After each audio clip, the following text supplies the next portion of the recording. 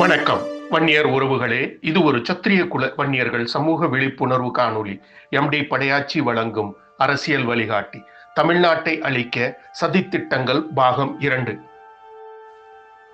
மொத்த தமிழ்நாட்டையும் எப்படியாவது அழித்து அடிமையாக்க முயற்சி செய்தார்கள். ஆனால் தமிழ்நாட்டில் 5 பெரிய சமூகம், வன்னியர்கள், பறையர், முக்குளத்தோர், நாடார், கொங்கு வெள்ளாள கவுண்டர்கள் போன்ற 5 சமூக மக்கள் பலமாக இருந்தார்கள். மேற்கு மண்டலத்தில் கரூர், நாமக்கல், ஈரோடு, திருப்பூர், கோயம்புத்தூர் போன்ற 5 மாவட்டங்களில் கொங்கு வெள்ளாள கவுண்டர்கள் வலுவாகவும் ஒற்றுமையாகவும் இருந்தார்கள். அங்கு ஆக்கிரமிக்க முடியவில்லை. தெற்கு மண்டலத்தில் கன்னியாகுமரி, திருநெல்வேலி, தூத்துக்குடி, தென்காசி, விருதுநகர் போன்ற 5 மாவட்டங்களில் நாடார் சமூகம் ஒற்றுமையாகவும் வலுவாகவும் இருந்தார்கள். இதர தென் மாவட்டங்கள் ராமநாதபுரம், சிவகங்கை, மதுரை, தேனி, திண்டுக்கல், புதுக்கோட்டை 6 மாவட்டங்களில் பல்லர் சமூகம், தேவர் சமூக மக்களிடையே கலவரத்தை தூண்டி, சண்டையை ஏற்படுத்தி, பிரிவினை ஏற்படுத்தி வாக்குகளை 4ஆக பிரித்தார்கள்.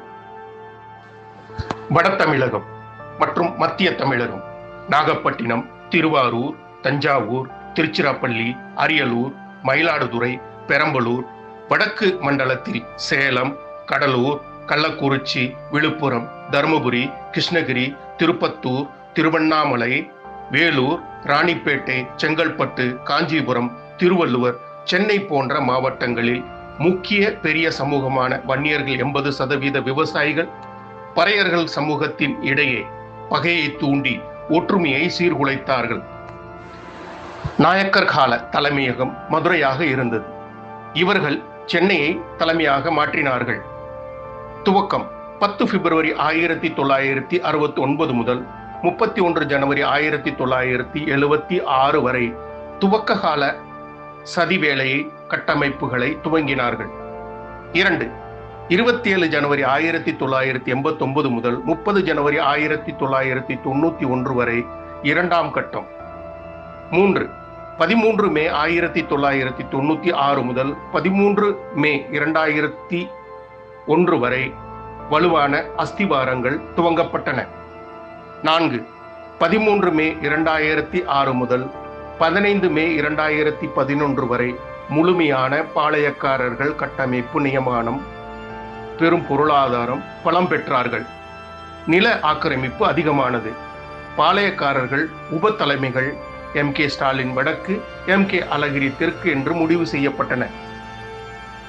நவீன கால பாளையக்காரர்கள் K Anbazhagan, Arcot Veerasamy, Duraimurugan, Veerapandi Arumugam, I Periyasamy, KKSSR Ramachandran, KN Nehru, DR Balu, K Ponmudi, Nedunchezhiyan, V Thangapandian, Anbil Dharmalingam, Eva Velu, RS Bharathi, DK Elangovan, M Kanimozhi, R Gandhi, SR Rajakannappan, KR பெரிய கருப்பப், PK சேகர்பாபு, S ரகுபதி போன்றோர்கள் உதாரணமாக கூறலாம். மேலும் பலர் உள்ளார்கள். பொருளாதார சுரண்டல் செய்வதற்காக சட்டமன்ற தொகுதிகள் ஆக்கிரமிப்பு. குறிப்பாக கரூர், சிவகாசி, சேலம் மேற்கு, ஸ்ரீபெரும்புதூர், தியாகராய நகர், துறைமுகம், நாமக்கல், கோவை வடக்கு, சிங்காநல்லூர், திருப்பூர் வடக்கு, திருப்பூர் தெற்கு, திருவண்ணாமலை, மதுரை, பழனி, மணிச்சநல்லூர், திருச்சி, ஒசூர் போன்ற சட்டமன்ற தொகுதிகள். அதேபோல விருதுநகர் மாவட்டத்தில் உள்ள 7 சட்டமன்ற தொகுதிகள் போன்றவைகளை ஆக்கிரமித்தார்கள். தமிழ்நாட்டின் பொருளாதாரம்: சேவைத்துறை 45%, தொழில்துறை 34%, விவசாயம் 21% இருந்தது. ஆனால் வேலைவாய்ப்பு 71% விவசாயத்தில் தான் உள்ளது. விவசாயத்துறை அழிந்தால் சேவைத்துறை, தொழில்துறை பாதிக்கும். தொழில்துறை, சேவைத்துறை நிரந்தரம் இல்லாதது. தமிழ்நாட்டின் நிலப்பரப்பு எல்லைகள் 1,30,058 சதுர கிலோமீட்டர் பரப்பளவு கொண்டது. அதாவது 13 மில்லியன் ஹெக்டேர் நிலங்கள் நிலப்பரப்பு, 32.1 மில்லியன் ஏக்கர் நிலம், அதாவது 3,21,23,699.5 ஏக்கர் தமிழ்நாடு நிலங்கள் விவசாயம், வனம், நீர்நிலை, தொழிற்சாலை, இருப்பிடம், சதுப்பு நிலம் போன்ற 6 வகைகள் உள்ளன. தமிழ்நாட்டின் நிலப்பரப்பில் முறையாக 33% வனங்கள், இருக்க வேண்டும். மலைப்பகுதியில் காடுகள் 66% இருக்க வேண்டும். விவசாய நிலம் 40 முதல் 50% இருக்க வேண்டும். நீர்நிலைகள் 3% முதல் 5% நிலப்பரப்பில் நீர்நிலைகள் இருக்க வேண்டும். நகர திட்டமிடல் 5% முதல் 15% வரை நிலம் தொழிற்சாலைக்கு ஒதுக்கப்பட வேண்டும். அதில் 10 முதல் 15% பசுமை மண்டலமாக பராமரிக்க வேண்டும். சதுப்பு நிலங்களை பாதுகாக்க வேண்டும். வன விலங்குகளுக்கு நிலங்கள் ஒதுக்க வேண்டும். ஆனால் தமிழ்நாட்டில் வனங்கள் 20.34%, அதாவது 26,450 சதுர கிலோமீட்டரில் உள்ளது. இதர காடுகள் மரங்கள் 5,371 சதுர கிலோமீட்டரில் உள்ளன. மொத்தம் 31,821 சதுர கிலோமீட்டர். ஆக மொத்தம் 24.47% உள்ளது. விவசாய நிலங்கள் 1,30,00,000 முதல் 1,40,00,000 ஏக்கர் நிலங்களில் விவசாயம் செய்யப்படுகின்றன. அவைகளில் 10% இருப்பிடம் விலங்குகளுக்காக ஒதுக்கப்பட்டுவிட்டது. 3 நீர்நிலைகள் 3% நிலப்பரப்பில் உள்ளது. அதாவது 9,63,710 ஏக்கர் நிலப்பரப்பில் தோராயமாக உள்ளது. நகர்ப்புறம் 2011 48.4%, 2026 54% உள்ளது. 2030 67% என்று கணிக்கப்படுகிறது. சதுப்பு நிலங்கள் நீர்நிலைகளை சேர்த்து 6.92% இருந்தது. நீர்நிலைகள் 3% போக 3.92% இருக்க வேண்டும். ஆனால் தற்போது 2%க்கும் குறைவாக உள்ளது. ஆக மொத்தத்தில் 24,684 சதுப்பு நிலங்கள் கணக்கிடப்பட்டுள்ளது. தற்போது சதுப்பு நிலங்கள் அழியும் நிலையில் உள்ளன. தற்போது தமிழக மக்கள் தொகையில் 4.29 கோடி மக்கள் நகர்ப்புறங்களில் வசிக்கிறார்கள். 3.51 கோடி கிராமப்புறங்களில் வசிக்கிறார்கள்.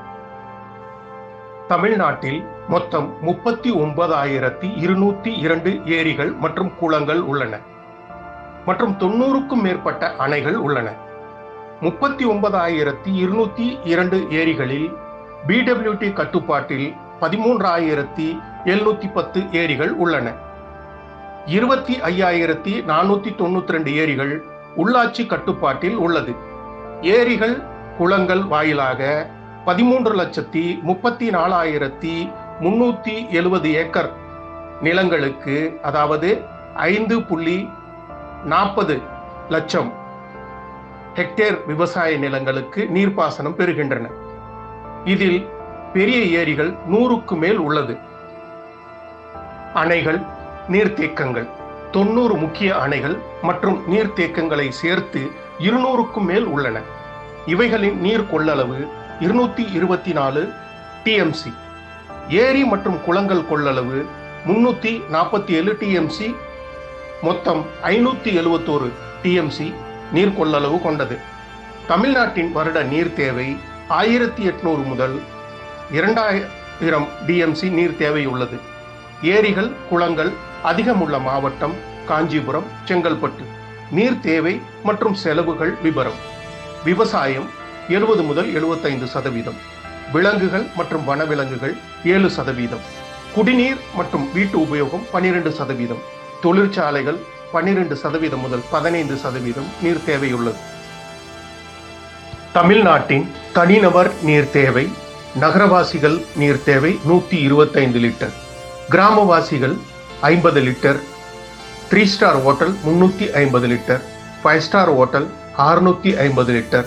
தமிழ்நாட்டின் சராசரி ஒரு நாளைக்கு நீர் தேவை 1000 கோடி லிட்டர், 0.40 TMC நீர் தேவை உள்ளது. தமிழ்நாட்டில் 332 வருடத்தில் 15 மாநகராட்சிகள் இருந்தன. கடந்த 3 வருடங்களில் 10 மாநகராட்சிகள் உருவாக்கப்பட்டன. 2021 கடலூர், காஞ்சிபுரம், கரூர், சிவகாசி, தாம்பரம், கும்பகோணம் போன்ற 6 மாநகராட்சிகள், 15 மார்ச் 2024 நாமக்கல், புதுக்கோட்டை, காரைக்குடி, திருவண்ணாமலை போன்ற 4 மாநகராட்சிகள் உருவாக்கப்பட்டன. மொத்தம் 10 மாநகராட்சிகள் கடந்த 3 வருடங்களில் உருவாக்கப்பட்டுள்ளன. மாநகராட்சி உருவாக்கினால் மக்களுக்கு லாபம் தானே என்று நீங்கள் கேட்பது என் காதில் விழுகிறது. மாநகராட்சிகள் லாபம் என்ன, நஷ்டம் என்ன? ஒரு பார்வையில் எண்ணப்படும் லாபங்கள் வகைகள். மாநகராட்சி மற்றும் பெருநகர மாநகராட்சி என்று 2 வகைகள் உள்ளது. நன்மைகள் அதாவது லாபங்கள் அதிக நிதி வரத்து, அதாவது மத்திய மற்றும் மாநில அரசுகளிடம் இருந்து கூடுதல் வளர்ச்சி நிதி மற்றும் மானியங்கள் நேரடியாக கிடைக்கும். மேம்பட்ட உள்கட்டமைப்புகள் அதாவது சாலைகள், மேம்பாலங்கள் மற்றும் பாதாள சாக்கடை திட்டங்கள் பெரிய அளவில் மேம்படுத்தப்படும். சிறந்த குடிநீர் விநியோகம்.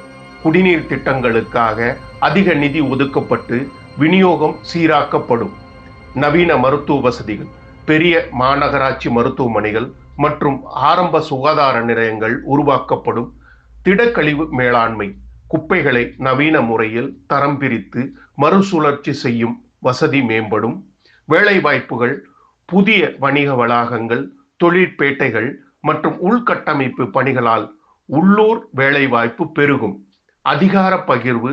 IAS அந்தஸ்தில் உள்ள ஆணையர் நியமிக்கப்படுவதால் திட்டங்கள் வேகமாக செயல்படும் என்று சொல்வார்கள்.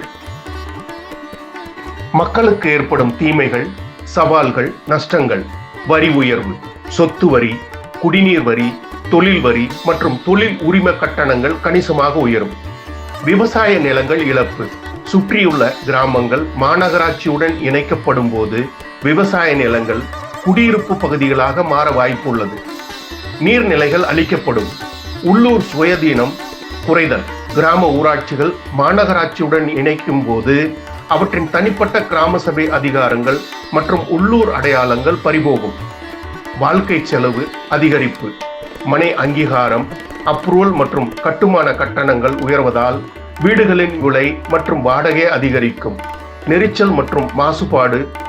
நகரம் வேகமாக வளர்வதால் போக்குவரத்து நெரிச்சல் மற்றும் சுற்றுச்சூழல் மாசுபாடு அதிகரிக்கும் வாய்ப்புள்ளது. மேலும் ஏழை மக்கள் வீடு வாங்குவது மிக கடினமாகும். வாழ்வாதாரங்கள் அளிக்கப்படும். அந்நியர்கள் ஆக்கிரமிப்பு கூடும்.